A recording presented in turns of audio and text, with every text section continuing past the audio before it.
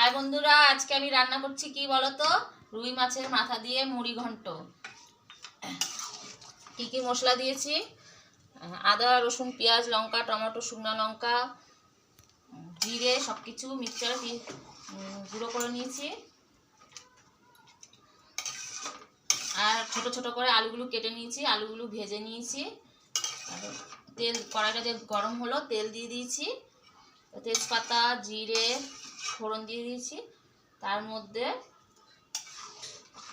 মশলাগুলো দিয়ে দিয়েছি, মশলাটা যে একটু কষানো হয়ে গেছে, আলুগুলো দিয়ে দিয়েছি, আলুটা একটু কষানো হয়ে গেছে, মাথাগুলো দিয়ে কষিয়ে চালটা গোবিন্দভোগ চাল ভেজে রেখেছিলাম সেটা দিয়েছি।